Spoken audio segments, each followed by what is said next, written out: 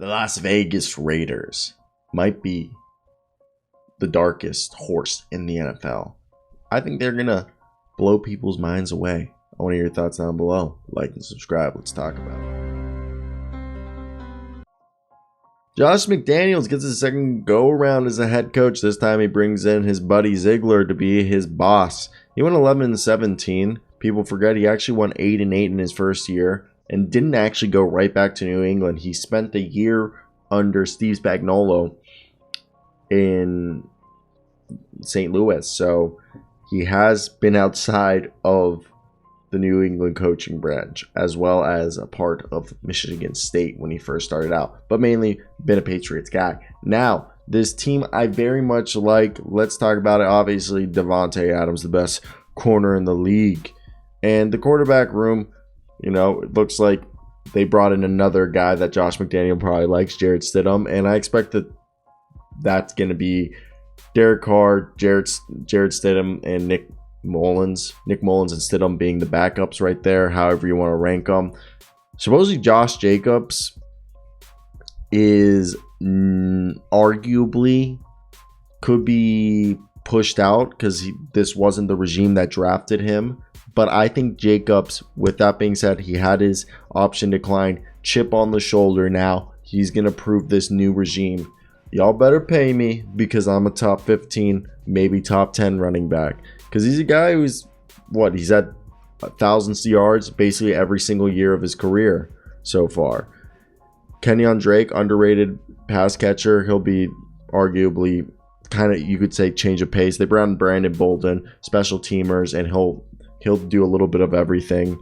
And then, interesting enough, they brought in Zamir White from Georgia, and they also brought Bertain Brown from UCLA.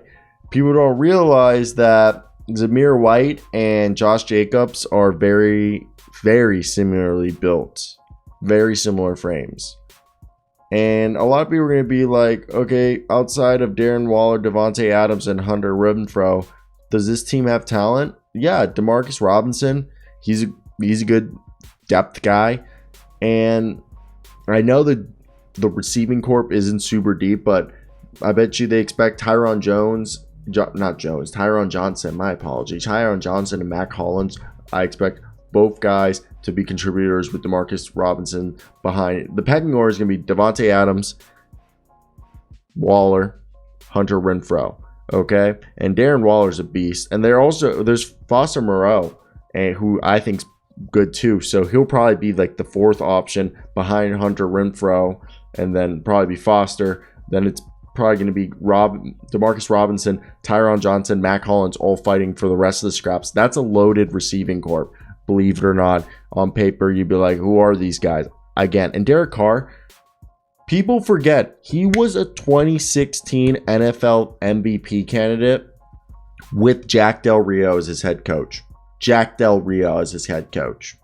If he hadn't gotten hurt, would have been the MVP. People forget. Everyone's like, oh, he was in the MVP race. No, he would have been the MVP if he hadn't gotten hurt. Would have been, hands down. Can't argue me on that. Would have been the MVP if he hadn't gotten hurt. I've always been a huge Derek Carr fan.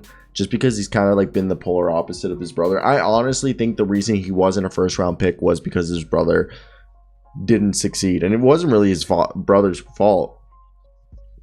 And then the offensive line. I think Brandon Parker, Colton Miller, both are going to hold up the ends.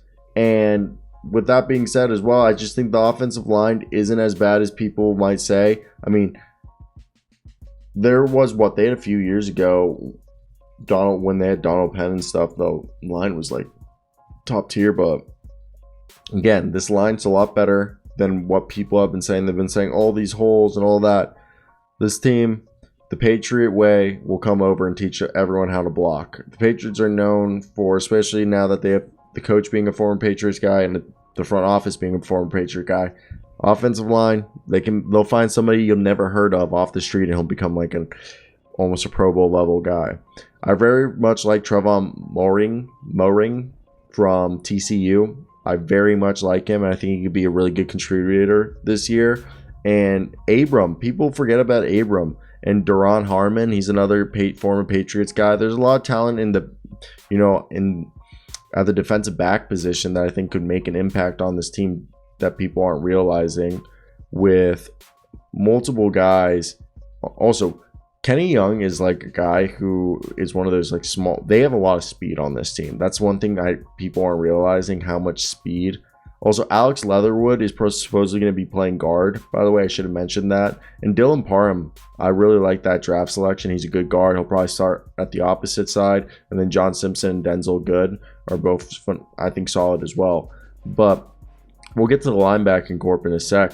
I just think the cornerback situation, Rock Ya-Sin, I think from Temple, he's a solid guy, 6 foot, 190. I think he's shown he can be a really solid guy. But Trayvon Mullen Jr., I think he'll shock people this year. I think he's really going to break out. Nate Hobbs, he's a good depth guy.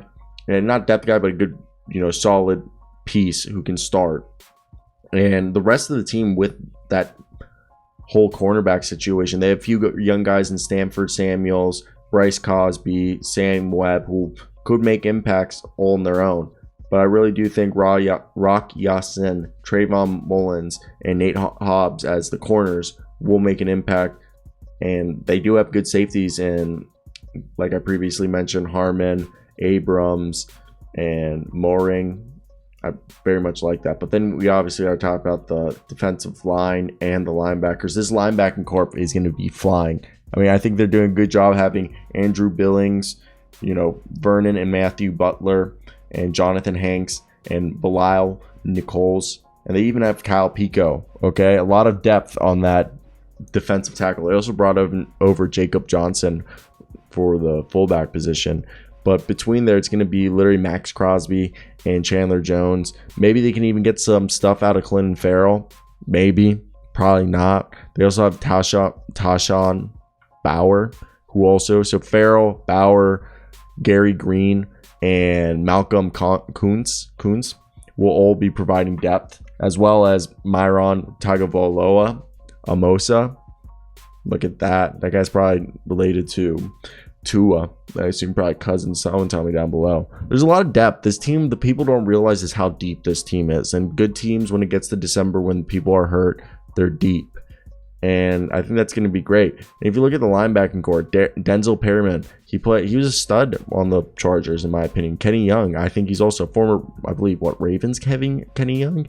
And he's a solid guy. And they also, and that's a lot of speed. These guys are all like 6 foot, 5'10", with a few, Kyler Fackrell, who's 6'5", the automatic. But everybody else is basically 6 foot, 5'10", 5'11", speed. This team is going to kill you with speed, and it'll be fun to watch. So I want to hear your thoughts down below. What did you guys think? Like and subscribe, do all that good jazz. I'll talk to you guys next time.